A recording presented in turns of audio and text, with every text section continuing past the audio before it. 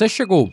Tá no ar mais um Falconcast, o podcast para você que é fã de tecnologia, inteligência artificial, inovação. E hoje estamos aqui no nosso terceiro episódio. Já chegamos aqui no nosso terceiro episódio. Estou aqui com o nosso CTO, Head de Desenvolvimento de Produtos, Pedro Moraes. Satisfação, Pedro. É isso, Félix. Tamo junto. Tamo junto, meu velho.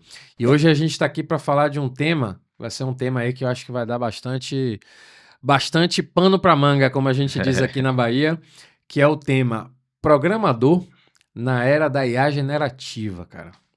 Vamos Será que falar ainda de... tem espaço pra gente? Será que ainda tem espaço, cara, para programador? Vamos ver, vamos bater um papo. Bom, pessoal, eu sou Félix Muniz, sou CEO da Falcon, CEO e founder, e sou o host aqui de vocês nessa jornada do Falconcast, tá? Pedro Moraes, muito bacana aí a gente tá batendo esse papo aqui, nosso terceiro episódio. E esse tema, cara, programador e IA generativa. Dá pra gente gravar uma série do Netflix aqui, né, cara? Daria pra Tem muito o gente que falar. muito do que falar, cara. Bacana. Então, você aí que é o nosso líder técnico, aí, o nosso programador master, né, que lidera aí o nosso time de desenvolvedores, antes da gente entrar no tema, né, vamos dar alguns passos para trás aí. Vamos conhecer um pouquinho aí do Pedro na história, sem voltar para o berço, mas voltando aí para o período ali onde você estava ali no final do ensino médio, né? Se bem que você teve um processo de educação aí diferente, mas assim, naquele processo ali antes de... Se quiser contar também, cara, fica à vontade, tá? Contar um pouquinho ali da sua trajetória antes de entrar na faculdade, quiser quebrar o gelo aí, fica do seu critério. Eu comecei a faculdade um pouquinho mais tarde do que geralmente, né? 21 anos. Antes disso, tinha aquelas ideias de música, só que não deu muito certo. Aí, logo depois de música, eu descobri computação. Eu ganhei o computador do meu tio. Então, Quantos desde anos os você tinha quando 17, você ganhou seu 17, computador? Com 17, 17 anos você ganhou seu primeiro computador. Legal. Aí comecei a entender como funciona, programar em Flash, fazer um joguinho, fazer animação. Fazer apresentação em Flash, né? Na época É, era... O PowerPoint ainda não era tão evoluído ainda, né? exato. Então, Flash era... Né? Eu Era o que. já me arrisquei também, já tive esse momento de me arriscar em montar apresentação em Flash. Flash era muito bom até ó, a Apple matar o Flash. Teve isso também, cara. Teve o Mac, né? Eles falaram, O não, no Keynote, iPhone né? não tem não. É, E já era, já foi. é verdade, cara, é verdade.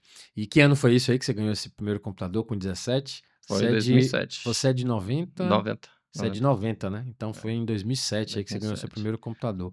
Ontem, foi pouco Foi tempo. ontem. Pô, outro dia Pouquíssimo desse tempo. aí. E você, então, decide ali fazer computação. Eu sempre gostei, né, dessa parte de exatas, né? Então, Sim. antes disso, eu queria consertar TV, consertar equipamento eletrônico. Pensei em fazer engenharia elétrica também. Normal. A gente que é de TI, É, até eu que sou comercial até hoje, onde eu... dentro de casa, com minha esposa, na família, com todo mundo. Você que é de TI aí, conserta essa televisão aqui. Você que é de TI, qual é o ar-condicionado que eu compro? Aí discuta isso. A gente escuta isso a vida toda, né, cara? eu queria tanto. Eu só não escolhi porque o campus era muito longe. Eu tava Sim. morando em Lauro na época e ir lá para Rio Vermelho, né, que é o Sim. campus muito longe. De Aí eu... engenharia. Para você que não é de Salvador, né? Assim, de Lauro de Freitas, né? Para o Rio 1h30 Vermelho, por aí aí, 1h30, de ônibus. né? De ônibus. Aí eu fiz na Unifax até. Você estudou, aí seu curso foi Sistema de Informação? Foi ciência da computação. Ciência da computação, Foi. né? Que naquela época já tinha Sistema de Informação também, Já né? tinha sim, só que eu queria a graduação mesmo. Porque Você queria uma graduação mais tradicional. Então Exato. ali você fez, né? Você fez o teste, você está pulando a parte aí de que você conseguiu uma bolsa, né? Pelo Sim, consegui seu bolsa. score no vestibular, né? Foi. Eu sou comercial, eu tenho que vender meu sócio, cara. Eu consegui bolsa Passou em e... primeiro lugar, não foi? Foi entre os primeiros, né? Que você... Rapaz, eu não nem lembro como tava a Mas nota lá. passou bem, porque Foi, para conseguir a bolsa teve, né, sim. deve ter tido uma boa Na pontuação. bolsa não pode perder, né? Não pode perder E aí, nenhuma durante a matéria. graduação, você não pode perder, Não pode perder. durante a graduação. Como é que foi a jornada aí de computação? Aí você entrou, que ano foi que você entrou? Com 21, então foi em 21, 11, 2011. 2011. É. E aí você entrou em 2012, foi seu primeiro estágio, né? Antes de entrar eu já estava fazendo freelance, né? Sim, Então o estágio mesmo oficial ficou mais pro final, que foi na na Jus Brasil. Jus Brasil. Fiquei lá uns meses fazendo estágio. Jus Brasil aqui pra gente aqui da Bahia é um case de sucesso É, máximo, talvez seja aí, se não o nacional. maior É. expoente, né, do ecossistema de startups, né? Hoje não mais uma startup, não lhe cabe mais essa nomenclatura, eu acredito que não, mas é um dos cases clássicos aqui de inovação Na aqui do época eles já ecossistema estavam da Bahia. fazendo muita coisa com inteligência artificial. Pois é, cara. Então, é um 2012, né? trabalho de 12, longa data já. 2012, 2013, né? É. IA com o quê? O que que eles usavam para fazer IA naquela época lá? É mais extração de texto, porque eles tinham que ler todos os documentos, né, de diário Sim, oficial e tudo, sim. e classificação, Classificação, que é, algoritmo de que é, classificação, é né? entender, tá, isso aqui é o diário oficial, quem que escreveu, tá falando sobre quem, quais são as empresas, órgãos, tudo que tá sendo falado. Então eles faziam essa classificação. Na época que eu tava lá, Sim. era Isso esse, hoje com esse trabalho. certeza já Hoje, deve ter uma outra. hoje Hoje a gente vai falar um pouquinho sobre o antes e o depois, né, da IA generativa, dos LLMs aí. Mas vamos voltar ainda em 2011. Então você fez o estágio, você trabalhou como dev freelancer durante algum tempo. eles trabalhando bastante com e-commerce, sistema assim. Em 2013 você faz um estágio com a gente, né? Ali Isso, a gente no final de desenvolveu ali 2013. a gente ainda trabalhava com clique, né? Eu falei até bastante aqui com o nosso sócio JP aí no episódio anterior sobre clique, sobre esse primeiro momento nosso aí da nossa jornada. Você trabalhou com a gente até antes, né? Antes até Foi, do foi. Era JP. a Falcon O Media, né? Falcon Medias, né? Foi Extração de. um template que a gente criou para ClickView, extraindo dados de veículos, né? De jornais online Isso. e outros Blogs, papers e tudo, né? blogs. Então, um detalhe, assim, a gente tinha um desafio de entregar para um cliente uma aplicação de BI que cruzasse com informações de notícias, né, de menções sobre a empresa. A gente acabou transformando isso num produto que o Google mataria logo em seguida aí com o advento aí do Google Analytics e outras soluções que vieram aí do próprio Google, mas a gente teve aí um primeiro produto que foi um Falcon Medias que acabou não vingando. E Pedro foi o cara que a gente contratou para poder desenvolver. Eu esperava que a gente ia precisar de uns 3 meses. Em 15 dias o cara chega com a aplicação pronta. Eu falei, esse cara é louco, velho. O cara é um gênio. E acabou que dali você acabou saindo para fazer o mestrado, não foi? Você Isso. terminou a graduação. Vai lá, siga aí. Eu falei na época, eu tava finalizando a graduação, aí conheci um excelente professor, Gilberto Martins, e Muito bom. aí eu entrei para fazer mestrado com ele. Ele era professor de quê? Qual Ele era a é, cadeira dele? é de redes, de De redes. computação, tudo. Ele é coordenador da área de mestrado. Uhum. Então, excelente, eu vi, opa, é com ele mesmo. Daí eu fui fazer o mestrado E o e mestrado foi qual foi a área de pesquisa? foi redes IoT, né, internet das coisas, que na época era um hype imenso. Hoje tá mais consolidado, tem seus casos, mas na época realmente era a Era a mais bola da nova. vez, né? Exato, Era o que se falava, né? exatamente. IoT, né? Internet das coisas. E aí você terminou, você concluiu o mestrado Foi em 2017. em 17, 17, que foi quando é, você voltou e bateu na porta lá do escritório exato. e chegou de cabelo cortado, né? Você tinha um cabelão na época, chegou de cabelo Curtinho, cortado. Eu falei, curtinho. quem é esse cara? Aí você falou, terminei o mestrado, tô de volta. E aí, é justamente quando a gente calhou, naquele momento ali, a gente ter. Sim. A Falcon sempre foi uma empresa de BI, mas a gente estava com demandas na área de desenvolvimento ali naquele momento. E aí a gente convidou você para um projeto numa instituição de ensino, né, na É época, isso. que depois acabou, né, viria a ser adquirida por uma multinacional. com desafios na área financeira e a gente desenvolveu uma solução de planejamento e gestão orçamentária, Foi. né? Conta um pouquinho dessa experiência. O que que a gente usou, cara, de linguagem na época? Eu nem lembro mais, cara. Isso já tem isso. Foi em 2017. Foi.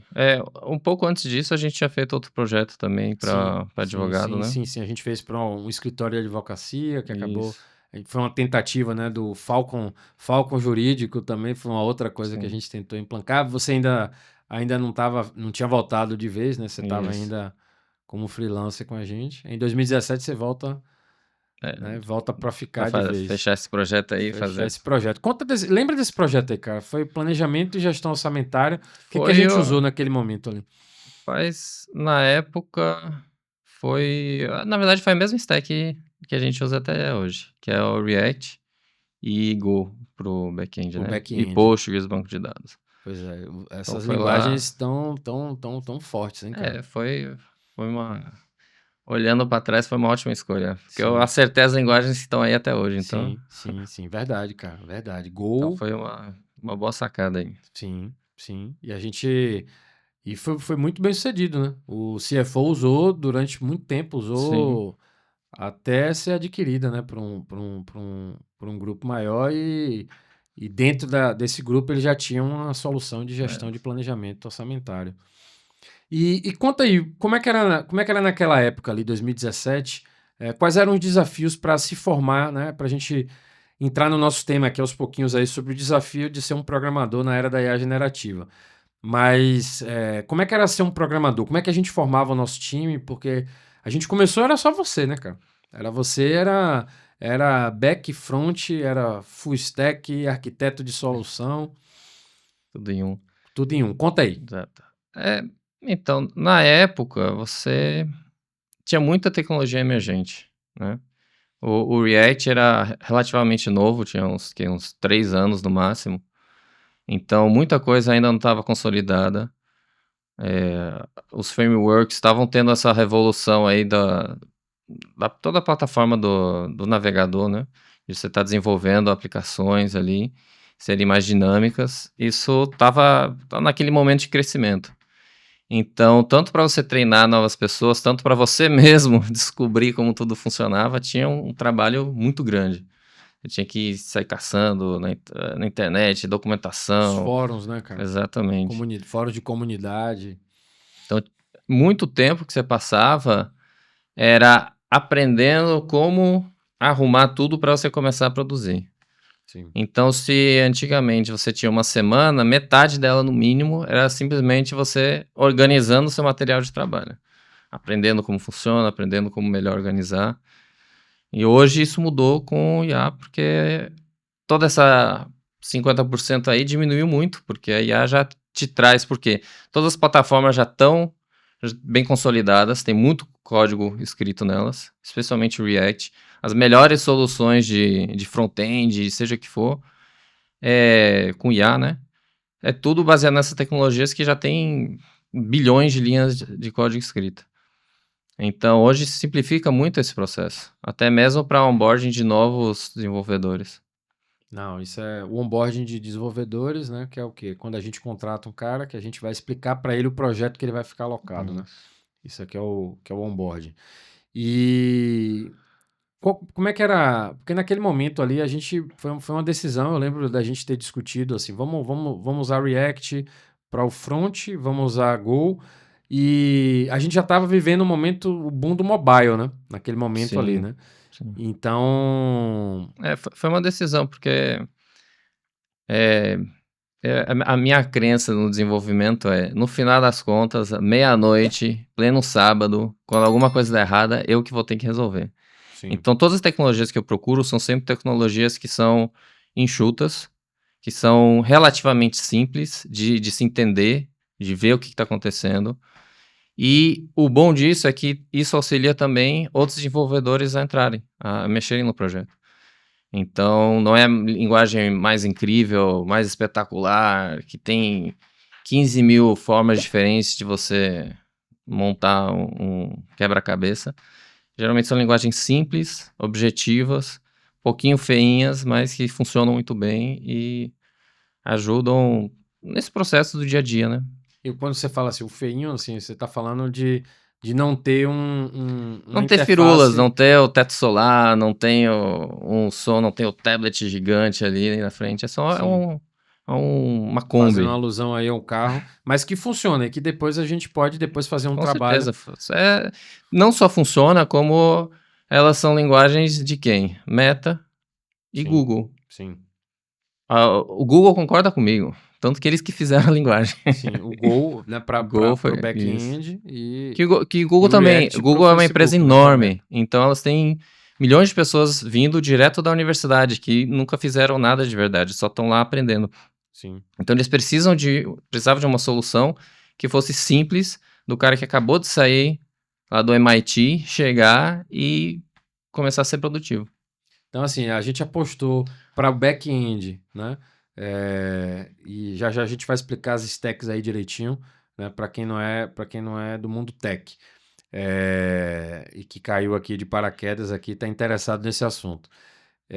Mas a gente escolheu a linguagem para banco de dados, né? Para o back-end, a linguagem, o Go, que é a linguagem do Google, Isso. e para o front-end, para a camada visual, o React, que é a linguagem, né? Naquele Do momento Meta. do Facebook, hoje Meta, né?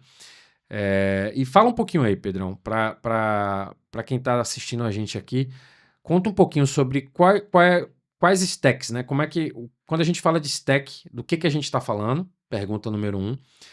E pergunta número dois, em um time de desenvolvedores, né? Como a gente pode estar dividindo essas stacks para a gente poder organizar aqui a pauta para quem está assistindo a gente? O do stack é só uma palavra gringa para o conjunto de ferramentas que você usa. Então, você usa um Show. martelo, você usa uma chave de fenda, chave Phillips, um serrote. Essa é a sua stack, né? As ferramentas que você usa para fazer o seu trabalho. O trabalho de um programador, de um Isso, desenvolvedor. exatamente.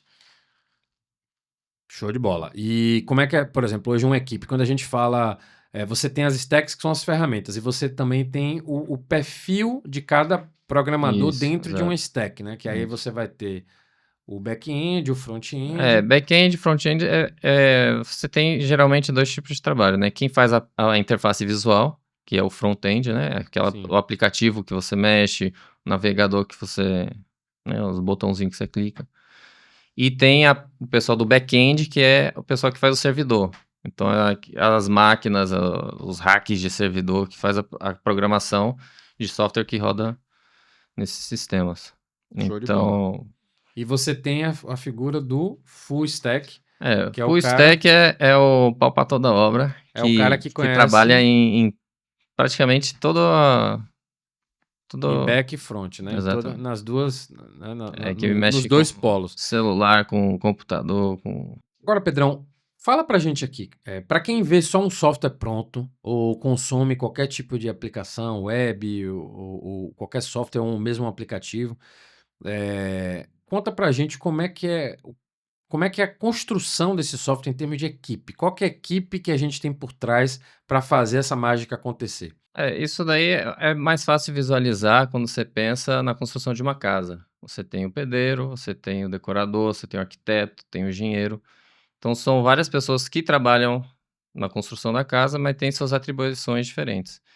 Então, geralmente, a gente tem numa equipe de software, a gente tem a pessoa que lida ali com o banco de dados, que é onde a gente armazena todos os dados da aplicação, que é no back-end. Tem a parte de mensageria, que é troca de mensagens entre sistemas também, que também faz parte do back. E tem o front-end, que lida com toda a parte de interação. Então, é o seu aplicativo no celular, é o navegador no web, no seu computador. Então, de modo geral, tem essas duas partes da. Esses dois perfis de desenvolvedor. Então você Exatamente. tem o desenvolvedor back-end e o desenvolvedor front-end. Isso. Então, com esses dois perfis, o back-end e o front-end, cada um tem suas atribuições, que geralmente um é mais interação, o outro é mais algoritmos, dados, armazenamento. Não, show de bola. Essa parte aí, Pedrão, de versionamentos, etc., tem como, tem como a gente dissecar bastante esse assunto, que é um assunto aí que, né, que vai muito além. Mas ainda sobre riscos que a gente estava falando, né? Dos riscos de você usar a IA generativa, você falou dos riscos para o colaborador, né, para o programador, mas e para a empresa? Que tipo de risco que Para a gente empresa tem aí? tem muitos tipos de risco. Pois Tem é, cara. muitos, não só na parte de programação, porque todo o código que o desenvolvedor cria já é risco para a empresa. Por isso que tem que ter todo um processo de validação, verificação do código. É um processo manual que é feito. Mas a IA, ela também funciona para fazer esse processo de verificação, mas ela também funciona em fazer e entregar código que vai estar gerando falhas.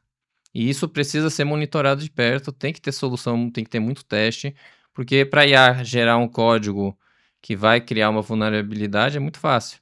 Perfeito. 2 dias atrás eu estava corrigindo lá, fazendo uma verificação de código e tinha lá um pedaço de código que não estava fazendo nada. Então, isso é um processo que você Tava ainda assim pesando a tem que ter. aplicação, né? É, Ah, então, sim. sorte nossa que só estava pesando, mas que não tinha nenhuma vulnerabilidade. Mas isso é algo que é um risco, Sim. porque não é todo desenvolvedor que vai conseguir detectar os problemas que estão sendo causados ali. Então tem que monitorar, né, cara? Tem que Tem ter que monitorar muito monitoramento, de tem que ter perto. processo de validação. E isso na parte de código. E aí também tem a parte de uso da IA, Sim. especialmente em atendimento, em geração de documentos, análises. Tudo isso precisa de muita verificação, porque você geralmente está lidando com o cliente. Então, se você tem um chatbot que promete um carro a R$ 2.000, você está abrindo um flanco enorme para sua empresa. Tá pago, tem que observar de perto aí para não levar o coelho por lebre, né, cara? Fazer promessas. Eu tenho aqui um chatbot de vendas. É excelente. Aí o chatbot está vendendo coisa que você não tem. Sim. E aí? E aí, meu amigo, aí é complicado, né? Tem que realmente aí ter diversos cuidados. Você tem que hoje como é que você qualifica hoje quais aplicações utilizar, quais IAs utilizar para uma aplicação? Então, eh, a gente vive sempre em tecnologia a questão do open source, né? O modelo open source versus um modelo licenciado comercial. Faz diferença? Faz diferença no refinamento delas e da utilidade, porque você tem modelos que são simplesmente aquele IA generativa padrão, que ela só tem 15.000 informações armazenadas, mas ela não tem refinamento, ela não consegue pensar. Então, então, dependendo da IA e dependendo do fabricante, né, você vai ter usos diferentes. Então, a OpenIA, o ChatGPT, eles têm vários mecanismos que eles criam para melhorar o entendimento da conversa. Perfeito. Então, também tem agentes. Tem a Manus IA, tem o próprio ChatGPT tem agente, o Copilot é um agente. Então, isso é tudo... São sistemas construídos em cima do modelo IA generativo padrão. São refinamentos, são melhorias que são feitas. Então, dependendo do seu uso, você vai ter que escolher a IA e o provedor melhor para aquele caso de uso. Vamos dar um exemplo prático aqui. Uma empresa, uma indústria de calçados, por exemplo. O cara vai criar ali um chatbot para poder atender Pronto, o varejista que vai comprar, que vai fazer um pedido. Pronto, vamos supor aí, você tem o chatbot e vamos dizer que a gente precisa também entender documentos. Porque, eu vou te mandar um PDF aqui com um pedido. A IA pode fazer essa leitura, extrair os dados do documento e também conversar com o cliente. Então, você tem IAs diferentes. Às vezes, você vai precisar de um agente, que um agente são múltiplas IAs, né? Fazendo uma coisa só, mas são várias IAs distintas trabalhando naquilo que sabe melhor. Então, o agente de atendimento vai ter IA que vai ler os documentos, extrair os dados, vai ter IA que faz a conversa, vai ter IA que faz o pensamento, que faz a análise, que vai e busca no seu banco de dados as informações da sua empresa para ficar na conversa, trazer as informações para aquela conversa. Show de bola, cara. O que muda na segurança de uma aplicação quando a gente coloca geração automática de conteúdos, por exemplo? Em termos de política de segurança da informação, tem impacto? Tem impacto, especialmente quando a IA ela tem acesso à informação. Quando ela Então, consulta, por exemplo, uma base de, né, um CPF ou uma base com informações sensíveis, etc, né? Por exemplo, um hospital. hoje na IA fizeram um meio de comunicação para você ter vários agentes se comunicando. Então é o chamado servidor MCP. Certo. É um Então, protocolo novo, isso, é né? um Diferente protocolo das para APIs, né? comunicação entre LLMs, entre agentes, Perfeito. certo? Então, Ele é um protocolo análogo às APIs ou é ele uma é um, API. é um, é um, é um, mode- é um nome gourmetizado para as Exatamente, APIs, é né? uma Para o API conceito de gourmet. API. Certo. E isso é excelente, porque você tem uma dinamicidade ali que você não tinha antes, mas isso também é uma abertura enorme para falhas. Há pouco tempo você teve aí um concorrente ao GitHub que teve uma falha enorme que estava devolvendo código de outras pessoas para uma query, uma pergunta que você fazia no chatbot. Olha isso, cara. Olha que Então são loucura. falhas muito sérias. Então, até voltando para o tema que a gente estava falando até pouco, sobre aplicação comercial versus aplicação open source, né? Aplicações licenciadas versus aplicações open source. Às vezes você está usando uma aplicação open source, o código está aberto, mas não está aberto só para você, né? Está aberto para todo mundo, né? Então, Exato. essa loucura aí desse caso. Foi recente esse caso aí? Foi, gente. O cara. É uma falha Você fez no uma pergunta servidor. ali no GitHub, para quem, né, para quem não sabe, é um repositório, né, um grande notebook, né, um desktop para construção de códigos, né, um repositório de códigos.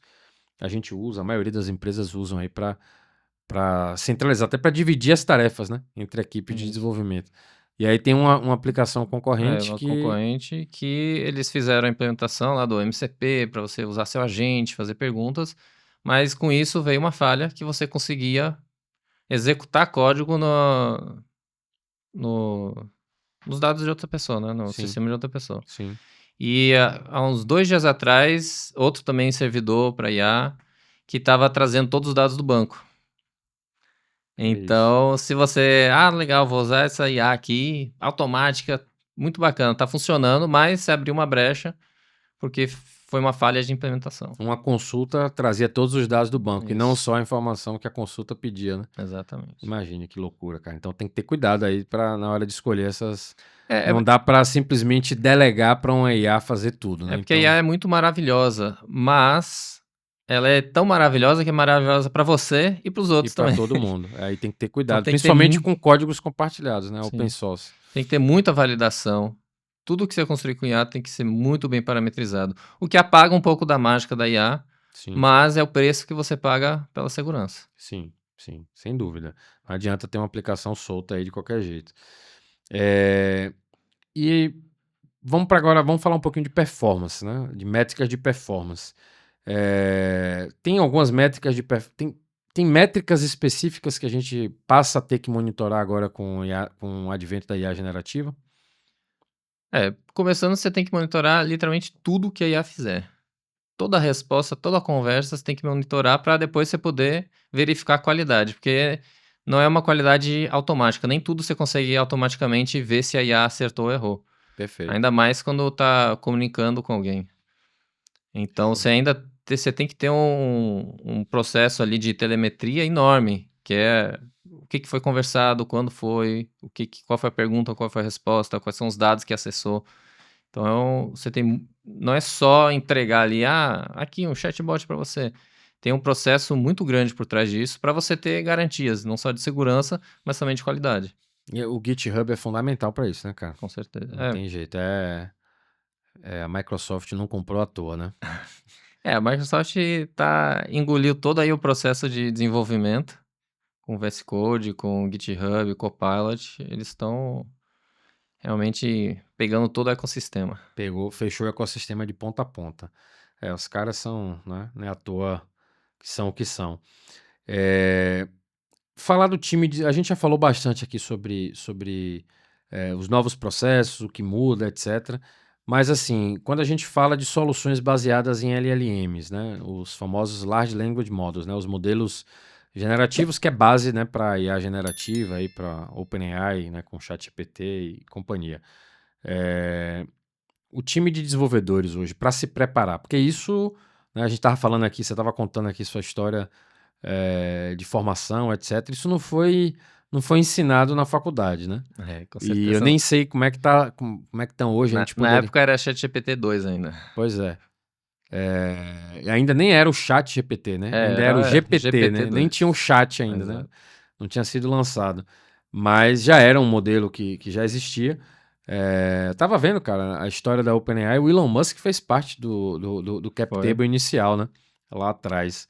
E Tanto que ele tem treta depois, até hoje, porque depois saiu, né? Por isso até que tem ele essas. abriu o processo, É, porque a IA virou empresa privada, né? Aí Elon sim, Musk abriu o sim, processo. sim, sim. Ele queria que o negócio fosse aberto ao Exato. público, como se fosse uma espécie de comunidade aberta, né?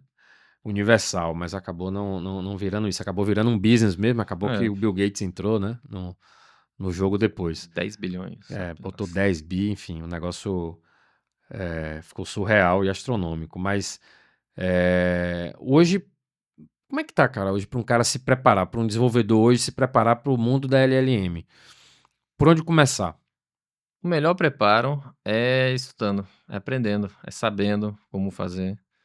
Então, você pode usar IA para te ajudar a aprender, mas aprender é fundamental, porque você vai precisar saber, você vai precisar ter experiência. Você não pode depender da IA para resolver todos os seus problemas, porque você não vai aprender com a IA resolvendo tudo e ela provavelmente não vai resolver tudo. Vai colocar umas pedras no seu sapato que você não vai nem saber que está lá. Então, o desenvolvedor hoje mais do que nunca, ele tem que aprender muito, tem que aprender muito. Porque da mesma forma que como IA, ela acelerou o desenvolvimento de quem sabe, isso vai diminuir um pouco o mercado para quem não sabe. Porque ah, as hoje em dia as vagas já estão diminuindo, se você vê mundialmente, né, houve uma diminuição Diminuiu de bastante. Na pandemia mesmo, a gente sofreu muito, né? Tanto que isso inviabilizou até a oferta de fábrica de software como um é, serviço, porque. E aí você tinha duas coisas, né? Você tinha as startups capitalizadas pelas rodadas de os juros baixos nos investimentos, aí, Estados juro Unidos, baixo nos Estados Unidos. Então, as empresas estavam muito explodiu. capitalizadas, então inflacionou o mercado Uhum. de mão de obra de dev ali naquele Tanto momento. que transição de carreira virou o alvo, né, virou Virou moda. alvo para todo mundo, né? Virou. Concorrendo com medicina, com Passou por cima, passou o trator. E agora a gente viu uma redução. Tiveram, né, há 2 anos atrás, começaram aí, 2, 3 anos atrás, o movimento dos layoffs, né, nas empresas no mundo é o tech. movimento global mesmo, Um movimento de e racionalizar, né, os é, custos e tudo mais. e coincidiu com a IA generativa, então diminuiu ainda mais, porque você pode diminuir por causa de forças do mercado, mas você ainda consegue produzir, porque você tem a IA para ajudar os desenvolvedores que já sabem. Qual a principal fonte? O que você recomenda para o cara que fala, eu tô fazendo, tô aqui estudando lógica de programação aqui no primeiro ano de minha faculdade de computação e na minha grade ainda não tem tanto, vai ter lá mais no final e eu quero entrar no mercado e no mercado eu preciso já dominar a IA. Onde é que eu posso recorrer? Quais livros, quais fontes aí você recomenda para um profissional recorrer? Bem, o ideal mesmo seria na faculdade você encontrar um professor que já trabalha nessa área, porque senão você vai ter que recorrer a fóruns na internet, vai ter que recorrer a artigos escritos, você vai ter que ter uma boa máquina com um bom GPU que custa R$ 15.000. Ou você vai ter que, né, mergulhar na academia, ver papers escritos, porque é um trabalho maçante de matemática. Sim. Então, realmente é melhor você encontrar alguém que vai conseguir Ter um te bom guiar. mentor, né, cara? Ter Exata um bom mentor. Não, sem precisa de um dúvida. mentor. Esse ainda é o melhor caminho, não tem pra onde correr. É, Pedrão, se a gente for fazer a pergunta assim, quem tem medo de que a IA tire, né, roube mercado? A gente já tá vendo aqui uma série de riscos que a gente vem falando aqui, né, no nosso bate-papo. Tem por que ter medo, cara? Ainda assim, tem muita gente ainda falando que a IA vai dominar, né? A gente está vendo muito isso aí, que o programador hoje é basicamente um acessório ou um item obsoleto. Você concorda com isso, cara? Eu não concordo com a visão 100% pessimista, Sim. porque a IA Pessimista sob a ótica do programador, né? Do profissional. isso, eu não acho que a IA vai roubar o seu emprego. o que a IA vai fazer vai ser por um determinado tempo, porque o mundo inteiro está diminuindo as vagas, especialmente de desenvolvimento, né? Mas a IA não vai tirar empregos. Na verdade, eu acho o oposto. A IA vai aumentar a demanda. Porque hoje, Eu também se acho, você cara. disser para um empresário, aqui, ó, na sua equipe de 10 pessoas, eu vou melhorar a produtividade dela em 2 vezes.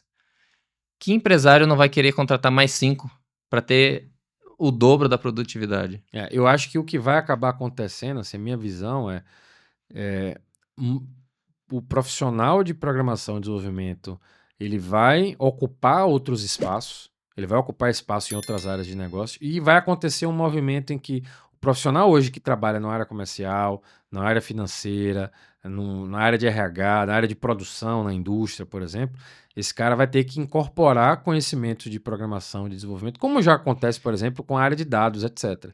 Mas, Né? mas isso é um processo natural, que Sim, nem antigamente você tinha lá as máquinas de escrever, você teve que aprender a usar o computador. perfeito. Aí você Perfeito. teve que sair do WordPerfect para usar o Word. Aí Exatamente. você tem que começar a usar o Power BI, você tem que começar a usar ferramentas novas. A IA, do jeito que ela está hoje, ela é só uma ferramenta nova. Ela é incrível, do mesmo jeito que o GPT-2 na época era incrível porque Sim, escrevia algo que parecia um ser humano falando. perfeito. Então, hoje chegou num platô Sim. a IA generativa. Então, o que está acontecendo hoje, o que é um mercado muito grande para ser explorado, é como usar esse pico de tecnologia para resolver problemas reais. Show de bola, cara. Sensacional. Esse é o insight aí que a gente tem que pegar, né? Ou seja, é uma oportunidade, não dá para É você muita ignorar, oportunidade, é não muita dá para você oportunidade. ignorar. Então é você se adaptar a essa oportunidade. Foi o que a gente falou aqui, inclusive, até no primeiro episódio aí com o nosso sócio Daniel. É, Pedrão, a gente está se aproximando aqui do fim, mas assim, dentro das áreas de desenvolvimento que você acha que vão ser mais impactadas, né? Assim, dentro das áreas, né? Das mais diversas áreas de desenvolvimento. Você tem, né, a figura do desenvolvedor back-end, o desenvolvedor de front-end, o analista de requisitos, o arquiteto de soluções. Para a gente ficar nessas 4 aqui, ou um designer, por exemplo, um designer gráfico. Qual dessas áreas você acha que mais vai ser impactadas, assim? Vamos pegar a mais, que lhe vem em mente, assim. Qual que você acha que a IA vai impactar mais? Eu acho que o maior impacto vai ser para o generalista, que vai facilitar muito a vida de quem já sabe bastante O coisa. full stack, né? Falando É, aqui em termos de... é Trazendo para nossa o realidade. full stack é a pessoa que tem conhecimento de ponta a ponta de como criar um sistema. Sim. E a depender do que forem construindo, você também, o leigo também. O leigo também vai ser um avanço muito grande, porque hoje já tem ferramentas que você fala, eu quero um site que faça isso, isso e aquilo, e ele gera o site inteiro para você. Sim, Porque já é possível. Porque a gente tem milhões de exemplos de site, então a IA consegue gerar o que você está pedindo. perfeito. O designer também, ele pode trabalhar em cima do que a IA constrói, sem ele ter que saber programação. Então você está eu não consigo ver uma área só, porque você potencializa o trabalho de todo mundo. Se, Aí se a uma gente cai. pessoa, se o leigo consegue fazer algo do zero, o programador experiência consegue fazer 15, 20 coisas do zero. Então, todo mundo que trabalha tem seu trabalho aumentado com IA. Então a gente cai naquela velha máxima que a gente fala bastante aí internamente, que é a famosa análise crítica, né? O famoso raciocínio lógico. Então, quem sabe pensar Quem sabe pensar vai vai, multiplicar seu vai pensamento. multiplicar o pensamento. Ganhou um superpoder, né? É um cérebro extra. Ganhou alguns cérebros, né? É. Talvez. E ultimamente a gente tem visto aí nos últimos meses, semanas, aí, muita gente falando sobre o engenheiro de prompt, né? Já tem até essa vaga aí no LinkedIn, muita gente falando. Eu estava falando com o JP aqui no episódio anterior sobre o engenheiro de prompt. Você vê espaço para um profissional atuar como engenheiro de prompt, mesmo não sendo um profissional oriundo da computação? Engenheiro de prompt foi um nome que surgiu na época do hype mesmo, que lançou o ChatGPT, o GPT-3 especificamente, Sim. porque você tinha que ainda mastigar muito as palavras que você está usando para gerar o texto certo. Então, Só que hoje, com o avanço, né, criação de agentes, criação de IA especializada, a ideia de um engenheiro de prompt não é tão importante como parecia ser na época. Porque o agente em si já é uma engenharia de prompt. Então, talvez, sim, para quem está criando agentes, você ter uma sacada ali de como conseguir extrair o melhor num prompt é importante. Mas, de modo geral, a pessoa que vai estar lidando com IA ali no dia a dia, escrevendo prompt, vai ser o analista de IA. Sim, Vai perfeito. ser, você não precisa saber fazer aquele encantamento místico para conseguir extrair os dados. Sim. Até porque virou uma commodity, Virou né? Assim, commodity. hoje, né, muita gente já caiu no senso comum, né? Hoje você Isso. saber lidar com isso. Eu concordo, cara. Eu vejo muito mais espaço, tanto que esse é o papel das novas vagas aí que a gente está abrindo, que é o papel para um especialista em IA, né? Um especialista em inteligência artificial. Isso. Ele vai lidar com prompt, ele vai lidar com outras questões, vai lidar com requisitos, vai lidar com negócio, né? Com uma série de outras questões. E Inclusive lidando com código também, porque sim. você pode, quando você está fazendo um fluxo, uma automatização, uma integração, você consegue gerar código para determinada etapa, você consegue validar que está funcionando mesmo sem conhecer o código. Uhum. Então você abre aí um espaço no mercado para novas vagas envolvendo tecnologia, envolvendo programação, envolvendo todo, né, de Toda a ponta a cadeia, ponta, né. toda a cadeia de processos de negócios. Você está abrindo vagas que vão estar interagindo com IA. Show de bola, cara. Maravilha, esse assunto é longo, hein. Esse assunto tem com certeza, não é à toa que esse é o tema aqui na nossa agenda, aqui na nossa pauta, que é a nossa razão de existir aqui, né. O Falconcast foi criado para a gente discutir assuntos de inovação, de tecnologia, mas principalmente para a gente estar falando aí sobre inteligência artificial, que é por conta disso que a gente está ancorando aí o nosso novo momento, né.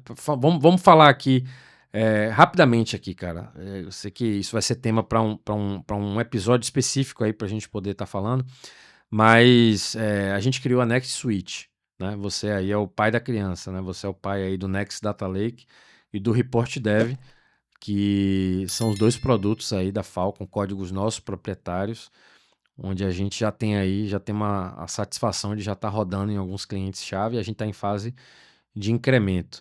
E conta um pouquinho aí sobre os desafios que a gente consegue resolver com o Next Data Lake, falando, né, propriamente aí em termos de estrutura de dados, e também falar um pouquinho aí também sobre o Report Dev. Vamos só fazer um papum aí antes da gente se encaminhar aí para o fechamento. Pronto. Como surgiu Antes, a ideia do Next Data eu vou Lake? precisar contextualizar isso um pouco, né? Isso. Porque no mundo de desenvolvimento e programação, a gente tem ciclos, onde tecnologias, elas antes eram mainframe, você tinha um mainframe que era um computador grande, que fazia todo o processamento, e você tinha lá uma tela e um teclado para o usuário final usar. Aí inverteu, você teve o computador pessoal, então agora você tinha seu próprio computador que fazia os seus próprios cálculos. Aí foi para a nuvem de novo, virou febre, tudo vai para a nuvem.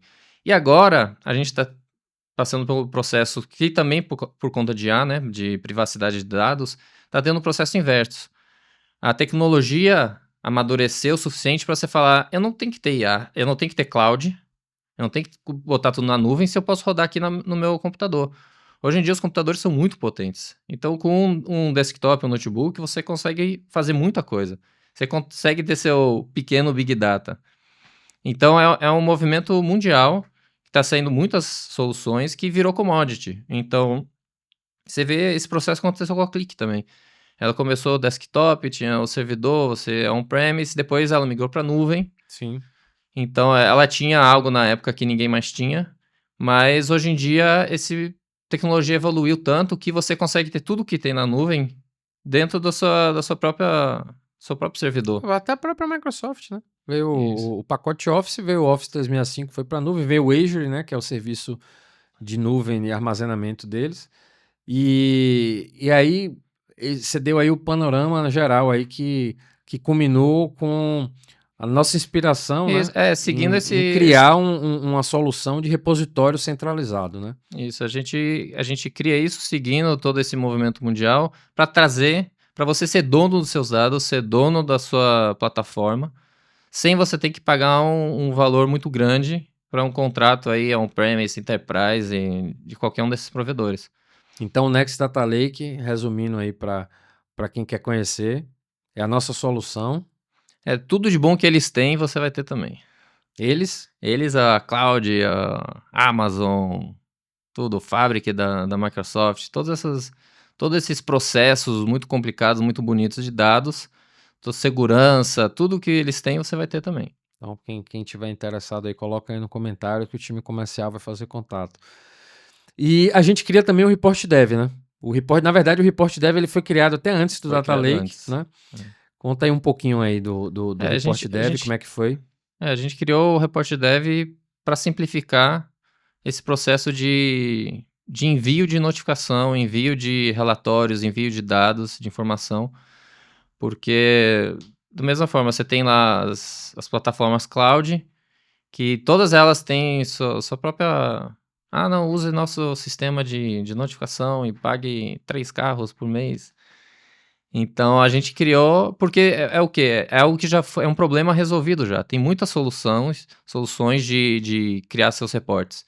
Então, se já tem tudo isso, a gente vai criar então isso, a gente já cria lá o Report Dev, cria essa facilidade de gerar reportes, de fazer envio para o seu celular, envio por WhatsApp, por e-mail, por Google Chat, por Teams. A gente consegue simplificar toda essa cadeia aí de mandar notificação, mandar seus dados, mandar seus alertas, tudo com um software que é O gerador, o nosso gerador master, né, de informações e insights. Na verdade, assim, o Report Dev, ele também foi fruto, é o que a gente sempre fala aqui, de uma análise que a gente fez da nossa base de clientes, e que o percentual de utilização era muito baixo das aplicações de BI. Então, a gente traz o Report Dev a partir de uma tese que a gente cria de data engagement, né? De isso. engajamento dos usuários com dados, né? Então, Isso cola foi a muito com partir o IA daí que também. foi a partir daí que a gente usou. E o Report Dev tem bastante IA lá dentro, né? De insights, com análises preditivas, né? Que também entra naquela ideia do mundo do desenvolvimento vai em ciclos, né? Você tinha primeiro relatórios que vinham por e-mail. Relatório do famoso RP, né? O RP, o CRM, você gera os relatórios, depois vem o BI. Depois vem aqui que primeiro o relatório vinha para você. Ah, mas isso é ruim, muito devagar, eu não consigo ter dados Não em tempo posso real. mergulhar nele para poder analisar melhor. Aí veio BI. Ah, aí você faz o que quiser, mas nem todo mundo quer fazer alguma coisa. Então, agora é o processo inverso de novo, que é, ó, tá aqui os dados para você, na hora que aonde você estiver, você vai receber os dados em tempo real. Só que agora com uma nova era, né? Um novo momento, um momento onde você tem o mobile, um momento onde você tem IA para gerar insights a partir de análises preditivas. Então, a partir desse movimento todo aí que a gente observou. Pedrão, show de bola, meu velho. Acho que a gente conseguiu dissecar bem aqui dentro da nossa proposta aí para um bate-papo aí de 1 hora, um pouco mais disso do que isso aí, né? Ou um pouco menos. Já estamos falando aqui já quase 1 hora também. Cara, qual que é a mensagem que você quer deixar aí para o mercado? Voltando aqui para o nosso tema, né? O programador na era da IA generativa. Que mensagem você quer passar? Que tom, o que dizer, né?